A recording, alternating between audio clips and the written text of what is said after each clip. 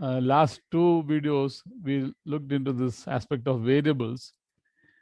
In the first video, we saw what is a variable using a apple tree as an analogy.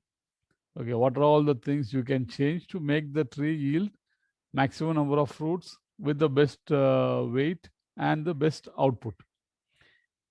Now, after that, we saw in the next session what are all the things we need to minimize. Those are the minimizing variables, some things which you reduce so that you increase your profits, you reduce your cost. This is the minimizing variables. Also, there are other variables, some variables which you need to increase to reduce the cost. Basically, these variables, they help in reducing the fixed cost per piece. The minimizing variables are those that are consumed or which is used in the product, and they are reducing the variable cost mainly. If you analyze, you will see that those variables which we minimized help us to reduce the variable cost of the product. In case of the sessions which we are going to see now in the next 20 minutes, we will see what are all the variables which we need to increase so that it reduces our unit cost. The first one among them is the output. Okay.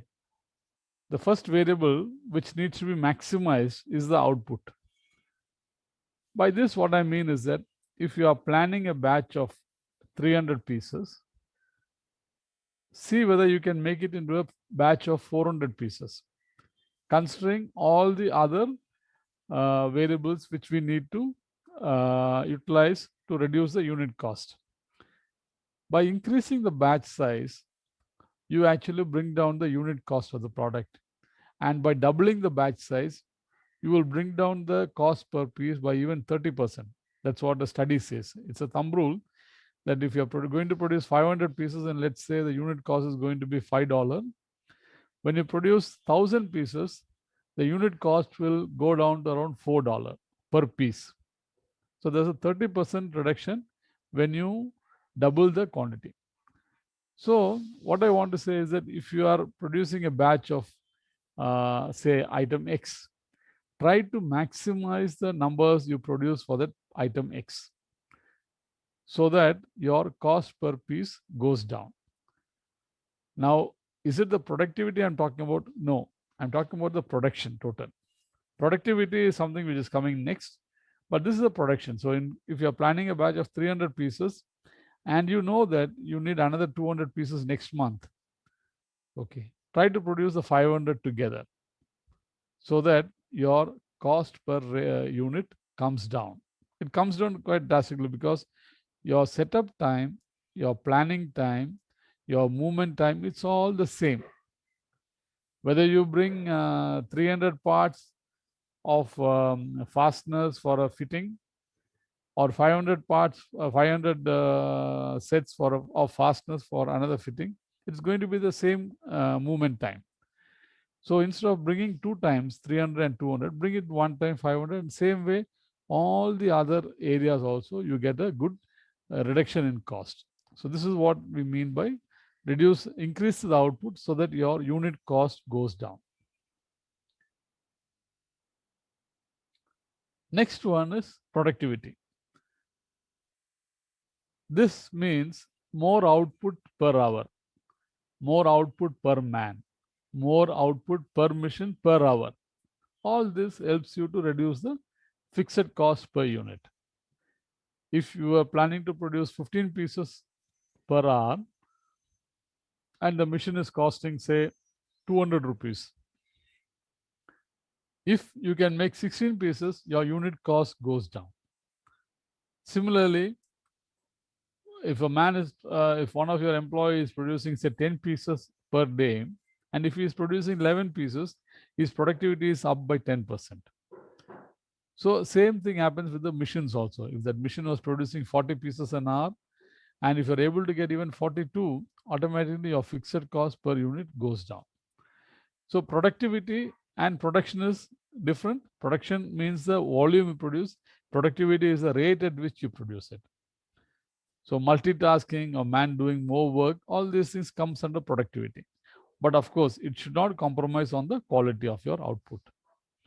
So increasing productivity also helps you to reduce the fixed cost per unit. How do you increase productivity? You can see how time is wasted, and then you can eliminate that time so that you can increase the output per machine or per man or per hour. Third variable which needs to be maximized is cleanliness. Now you see this factory, how beautifully it is laid out and how clean and neat it is. There are compressor lines running through the machines. There are so many things. There are so many things waiting for work, but everything is in its place and it's neatly stacked. Now, cleanliness is something which cannot be quantified, but it can be felt. It is a variable which is not an objective based variable, is a subjective one, you would say. But nowadays, with management techniques becoming so objective based, even cleanliness is objectivized by using this 5S. You must be aware of 5S. So using 5S, they are trying to quantify how cleanliness can be improved. How much time it takes to retrieve a machine, how much space is required, what is the aesthetic quotient of that area. All these things are being done using 5S. By being clean and neat, what are the advantages we have? How does it reduce the cost of the unit? Let's say you have a clean place like this. Immediately you will notice whenever there's a defect in the parts being produced, you will notice it even in the first part itself. No need to wait for 10 parts to know that there's a problem with the machine. So you save that 10 pieces. Similarly, if there is anything missing or if anything lost, or if the machine needs a maintenance, you will know all these things when you are clean and neat. The morale of the employees goes up when it is neat. Sickness reduces, accidents reduces when the cleanliness is impeccable. So I always suggest that the place should be clean and neat. If possible, even grow a plant inside the factory. Grow plants. As a factory manager, it gave me great satisfaction when we had the entire plant filled with tulsi and other small plants. Now, and the employees used to take pride in maintaining that. There were some very good gardeners there. Inside the pot, they would keep all these waste aluminum shavings coming out of the pieces and decorate it so that in the night it used to look so nice. You know, those aluminum pieces acting as supports to the small plants. It used to look beautiful. So I suggest, if possible, even make your workplace into a small garden. Let the people enjoy the fresh air, the fresh oxygen coming from those plants. Cleanliness not only helps in boosting the morale, it also brings down the cost per unit. No? Your accident rates go down, your defects go down, your rejections are noticed immediately. So cleanliness plays an important role. Always keep your place clean and neat. This is a variable which is subjective, but using 5S, you can objective this variable. Next one is utilization. Utilization of material, machine, space, even manpower. If you have a good manpower and you are able to use him in 2 or 3 areas, multitasking is multi-skilled, so use him. It will help you to reduce the cost per unit. Always, utilization has to be maximized to get the best output. See here a small room with a small attic, and it has been converted into a nice storage area and there is a bed, there is a table and a small sitting place, there's good ventilation, and everything is arranged beautifully. All their sweaters and jackets and coverings, everything is beautifully arranged. All their materials have got a place here. They have got the old audio cassettes. It's also beautifully stacked in a rack here. Then there is a faucet. Everything has got a place of its own, and the place is clean and neat. I always remember the Filipino people who were living in our campus. Even if you give a small bed, um, each corner of the bed will have a purpose, and he will write there clearly that this is my praying corner, this is my reading corner, this is my what do you say, writing corner. Like that, they would allocate space in that small bed and utilize it so nicely. They will put a nice mosquito net if required. They will have a small music system by the side. Everything will be well arranged, that you will feel to that you will find that calmness when you enter such rooms. So here you see a small room, a small attic space is converted beautifully into a living room with a bed for a guy, study table, and storage for enough number of clothes. So you can utilize your material, your machine, your space, your man to the maximum, and this will reduce the unit cost per piece. Now imagine if you think of it otherwise and you say that, okay, I need a place to keep all my clothes, I need a bed, I need a study room, I need a washroom. All these things will take anything around 250 to 300 square feet. Now all this has been accomplished within a span of, I would say, less than 50 square feet. So utilizing material, machine, space, and man to the maximum gives you a lot of advantage. Next one is low cost automation. Why I am specific about low cost automation? Because it doesn't cost you much, but it will help you to get the job done beautifully. It will eliminate a lot of wastages, and you don't need any big high tech to do these things. One good example I can give you is the switching on and off of the bulb using a photocell. Now you all know how this photocell works. Whenever the lighting level goes down, the sunlight goes down below a certain lux level, let's say 30 lux, automatically the photocell will trigger and the bulb will switch on. And when the next day morning the light level reaches 30 lux, it will switch off. Imagine if you put an astronomical timer to do the same job, it will switch on and off at the same time. Say 6 in the morning and 6 in the evening it will switch on, and 6 in the morning it will switch off, 12 hours. Whereas if you put a photocell and it is summer, you get around 30 lux up to evening 7 o'clock. So the photocell will trigger off only at 7 p.m. Here you save 1 hour of your time. Next day morning by 5:30, it's bright. The lux level reaches 25:30 and you're set it. So automatically the bulbs switch off. So instead of using it for 12 hours, the bulb will run only for maybe 10 and a half hours. So in this way, the photocell is more advantageous than using an astronomical timer. Same thing happens during the winter season also. Maybe your sunlight goes down by evening 5. If it's an astronomical timer, it will switch on only at 6.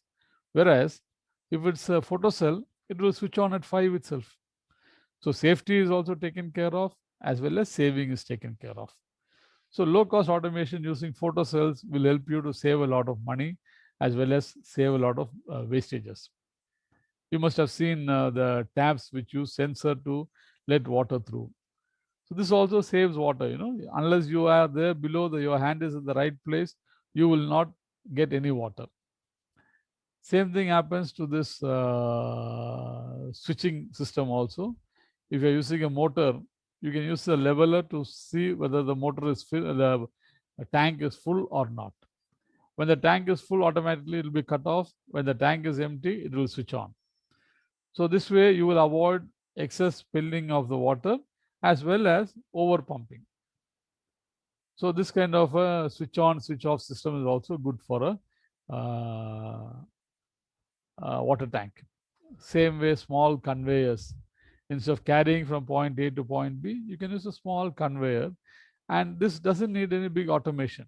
Small rollers, you put it, you can find a small belt, and the things will move on. You must have this maybe today not very useful, because nowadays everybody is using a mobile phone. But say 30 years back, this was a very big time saver. These cordless phones with range of 300 meters, 500 meters were very much useful in the factory. Imagine the factory manager is out of his seat, and to track him down, somebody has to go chase him, bring the guy back, and by the time 5 to 10 minutes of your time is wasted holding the phone. Instead, if he is walking around with this cordless phone, he can receive the call wherever he is. I found it very useful, especially as a factory manager.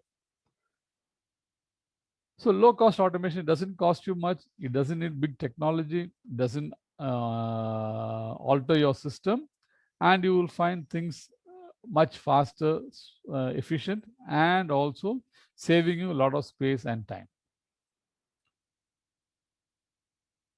Next one is common parts. We must have seen in the other variables what is to be minimized. The number of parts is to be minimized. Another way to minimize the number of parts is to maximize the common parts. What do you mean by this? Maximize the common parts. For example, let's say Maruti Suzuki is coming out with 3 cars in the 1000cc segment. You have Maruti Swift, you have Maruti Desire, and you have Baleno. If all the 3 cars were going to have different components for the entire car, you will find that maybe you cannot avail the economies of scale. Maybe Baleno will require 50,000 parts in a year. Swift Desire will require about 100,000, and Desire maybe 150,000. So the cost will increase. Whereas you club all these 3 things, you find 150,000 for the Desire with 1 lakh for the Swift and 50,000 the Baleno. Together, 3 lakh pieces you will require. So it will bring down your cost naturally. So whatever parts can be made common between different models, do that to bring down your cost. Toyota was a pioneer in this. They reduced the setup or the starting time for a car to launching time for a new car by about 50% by using this common parts. Otherwise, imagine if you're going to use a new engine for a different model. For all the models, you're using different engines. You will have to require different die blocks to keep that. You will require different set of dies to produce that, and it has to be scheduled separately. Instead, if you are using the same engine for 3-4 models, you will maximize the parts used, and you will bring down the cost to a minimum. Honda does it, no? The Jazz, City, and one more car uses the same, I think WRV or BRV uses the same engine, 1500cc engine. So in this way, they are able to bring down the cost of that car. So as much as possible, use common parts so that you can bring down the cost of the part.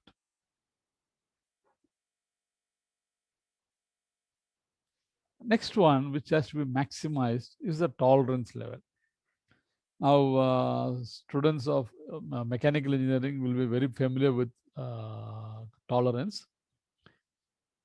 Tolerance means you are giving a leeway of plus and minus. Let's say you need the diameter of this bolt. This shank diameters will, let's say, 20 mm.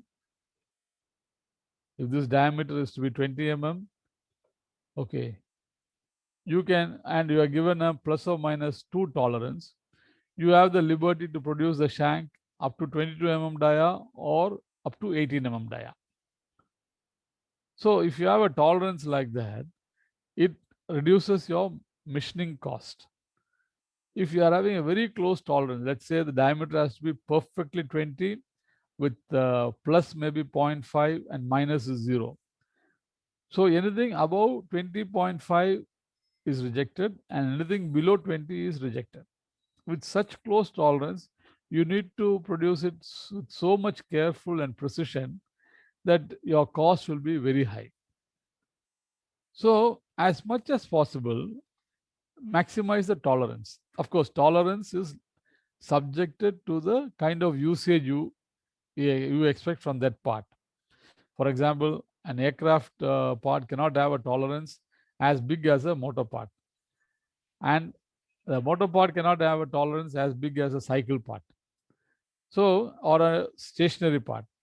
So, always the tolerance is subjected to the use, intended use. And if the use is not very critical, then maximize the tolerance or go up to the maximum possible. I have seen in many cases they specify very close tolerance without knowing why that closeness is required. Okay, it's fancy to say 20 plus or minus 0.5. Fine, I agree with you. But on the other side, is it required? Why not 20 plus or minus 1, which is cheaper to produce than 20 plus or minus 0.5? So, depending on the use, you allow the tolerance to the usage of that part should determine what is the tolerance permitted, not just some fancy standards. Because the machining has to be so close when the tolerance is closer. Okay, and machining it to so close tolerance makes it very, very expensive. Now, being in Trivandrum, I am familiar with all these ISRO machining shops out here. Some of them, they are having very, very, very, very, very close tolerance that they find it very, very, the cost is prohibitive. Imagine you have to make a small shaft of 10 dia with a tolerance of 0.1 plus and 0.1 minus.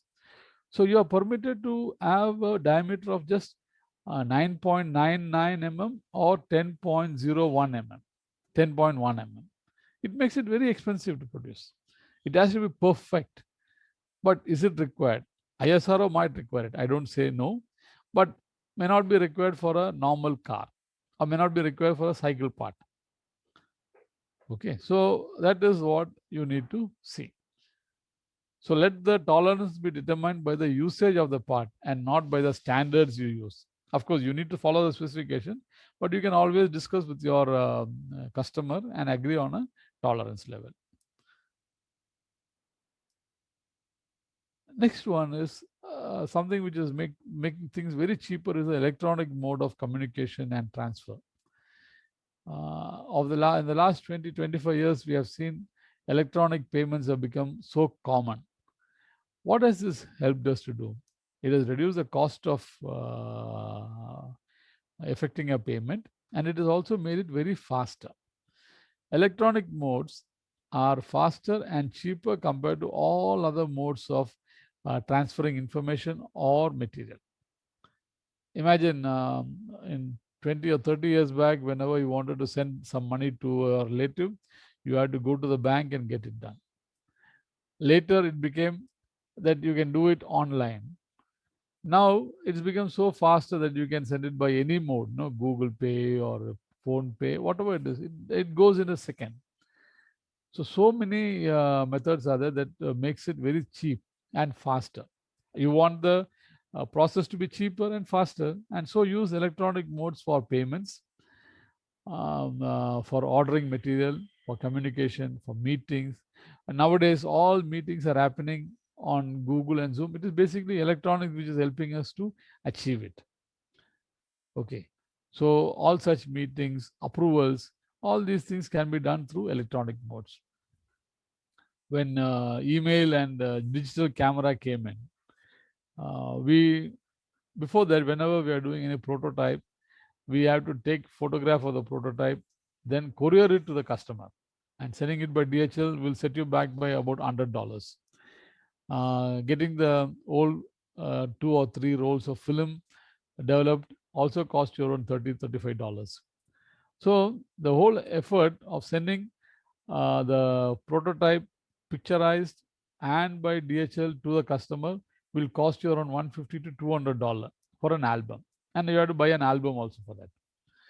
And it will take you 1 day to get the films in order, and then it will take you another 2 days for the DHL to deliver it. So almost 3 days is lost in the process. When digital camera and email came in, we just switched over to digital camera and email. Somebody would go and take the picture of the prototype and send it by email to the customer. So within 2 hours, we could get the response from the customer saying that it is approved or not approved. Okay. So what was taking before 3 days and $150 to $200 was being done now just using email and a digital camera. And it was all done within 3 to 4 hours time. So electronic modes of communication are much cheaper. Use it. So these are the generic ways in which you can bring down the unit cost of your operation of your product by maximizing the variables. Now we have seen about 8 variables. I will just go back from the beginning. The output has to be maximized to get better cost. The productivity has to be maximized to save a lot of time as well as to get better cost. Cleanliness boosts morale, improves safety, reduces accident, so it has to be maximized. Utilization of material, machine and space has to be maximized. So anything you can utilize. You have a warehouse. In the morning it is a warehouse, in the evening it can become a badminton court. Why not? If there is enough space there, why don't you convert that into a badminton court? Or it can become a meeting room.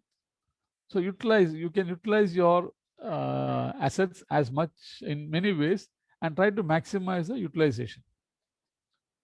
A good example is this setup over here, where an attic has been converted into a study area, the sleeping area, as well as below the attic they are using to store material. Low cost automation, you will find room for such automation everywhere in your organization. You can use sensors to switch on, switch off the light. You can use photocell to control the lights. You can use cordless telephone. You can use the small conveyors. All these kind of low cost automation, it doesn't cost you a lot, as well as it will save you a lot of money and effort.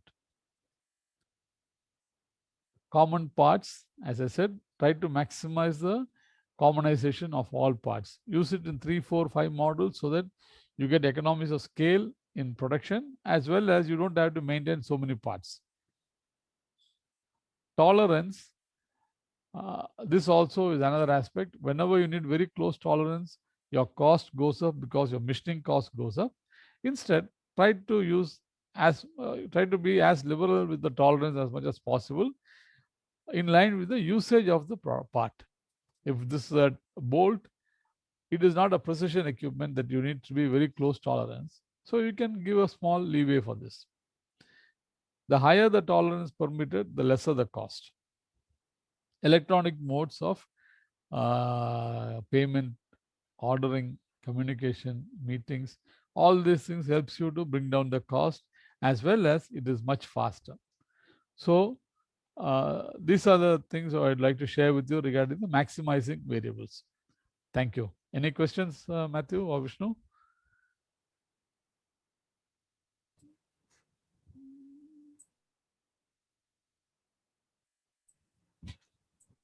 No, sir, it's clear. It's clear. Okay. Hope you will use this electronics mode, especially for payments. I found it very, very, very useful. Before, you had to have petty cash, but later we could give a debit card to the buyer, so that he uses the debit card only to buy items required for the company. So you don't even have to keep account of it, because the bank is giving account of that usage. So this kind of electronics modes you should utilize maximum, so that you save a lot of headache as well as the procedures.